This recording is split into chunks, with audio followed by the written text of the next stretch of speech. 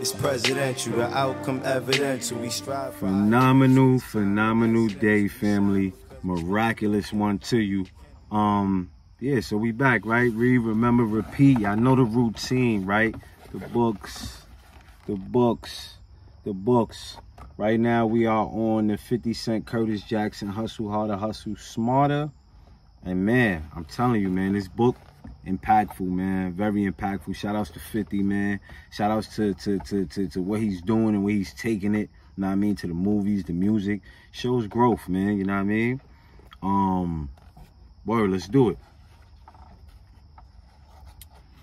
Definitely from serving in the military. When your life is on the line, the bullets are flying, you form a very deep connection with the people who have your back. This is why I believe that you can learn more about what someone is made of in 2 minutes on the streets than 20 years in the boardroom. In business, it takes a long time to get a gauge on true nature. Instead of having the luxury of watching someone in action, you'll have to rely on instinct more. But once you do feel confident about someone's loyalty and work ethic, that's a person you need on your team. It's a rare combination in the business world, but one that's extremely valuable. That's why in addition to those day one veterans, I've tried to round out my force with smart business people who I feel I can trust despite my hangups.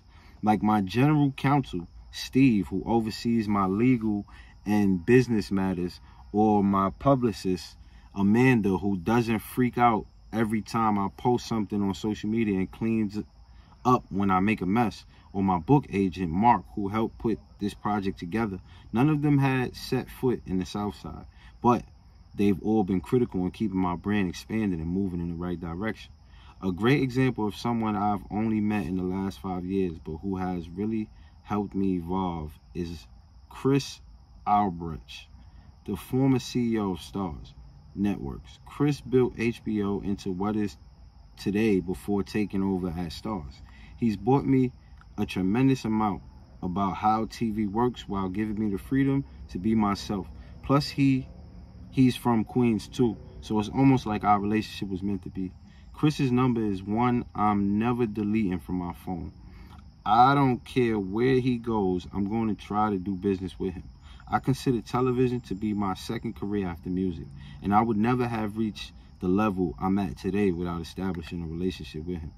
Yes, we're from different parts of Queens and have pretty different backgrounds, but we've clicked since day one and have really been able to help each other. Chris might not be one of my day one homies, but we've been through some wars of our own, and we know we have each other's back.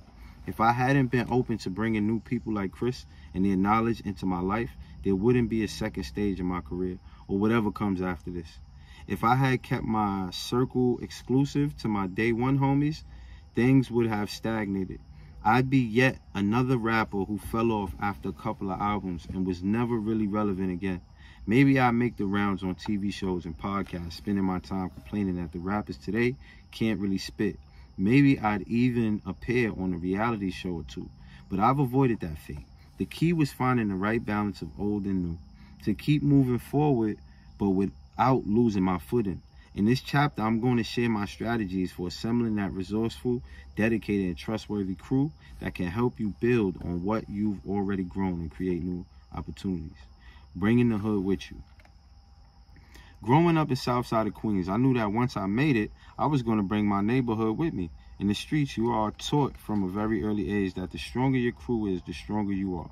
The streets are a jungle, and you want to be perceived as being part of a strong pack, not as prey. This is why almost all the top rappers in the 90s made a point of championing their neighborhoods. Nas brought Queens Bridge with him. Biggie got a deal and brought Bedford-Stuyvesant with him. In LA, NWA put Compton on the national map, and Snoop repped Long Beach a few years later. I was determined to do the same with Southside. For the first several years of my career as a rapper, everywhere I went, the Southside came with me. Tony Yayo and Lloyd Banks of G-Unit weren't guys I met at some industry conference. They grew up around the block from me. You saw the neighborhood in my videos and during my live shows, and most important, you heard it in my music. I wanted that energy near me at all times. Today I call that energy the homeboy complex. when you feel the need to keep your homies as close to you as possible. My homeboy complex was the main reason I bought Mike Tyson's mansion in Connecticut.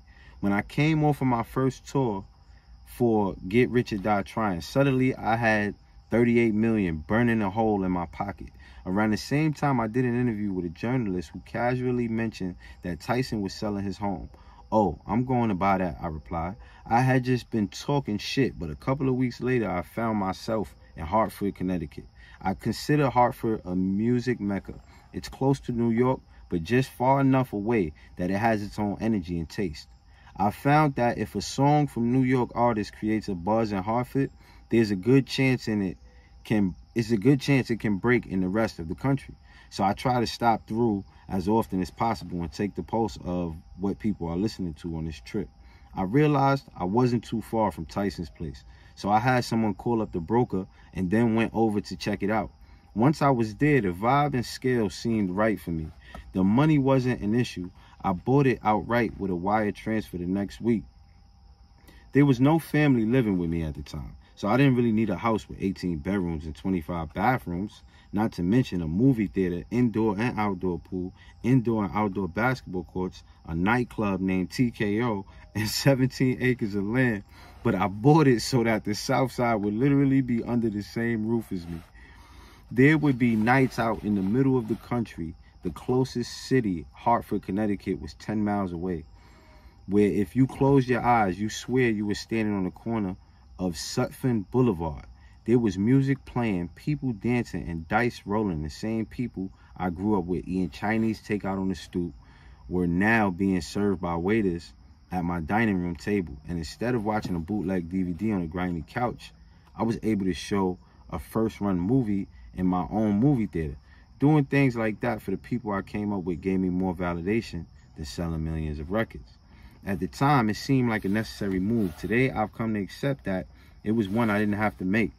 First off, that house cost way too much money to maintain.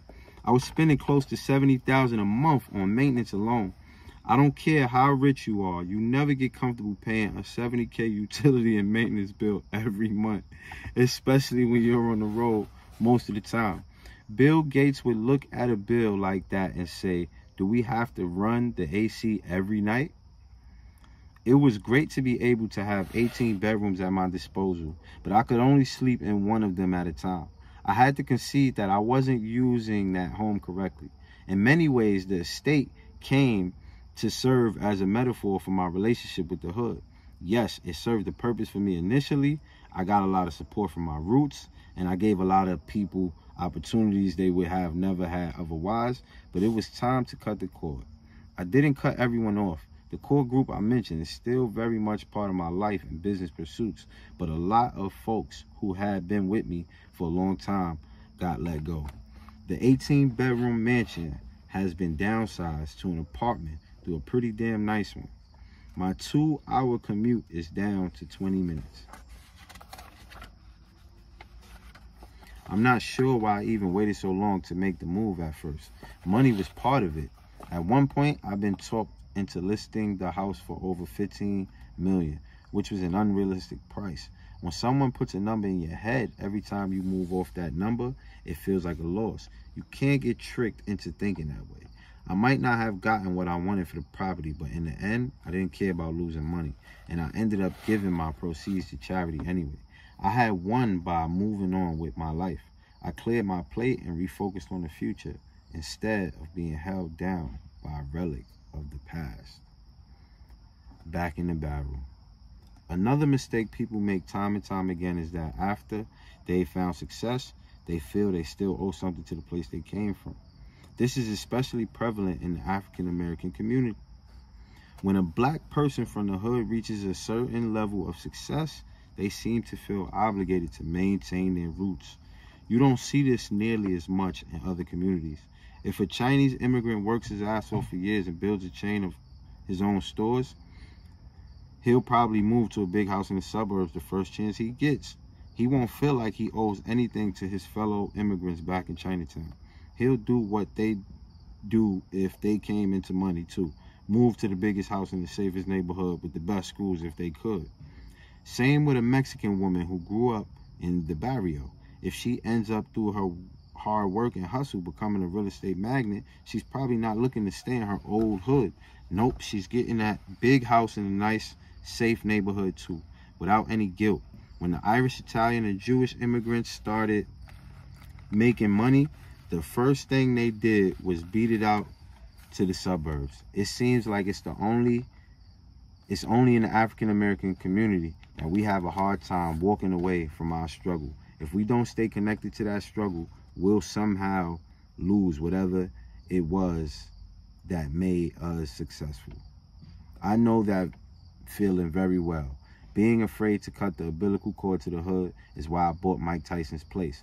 But at least I had the sense to bring the hood to me instead of staying in the hood itself.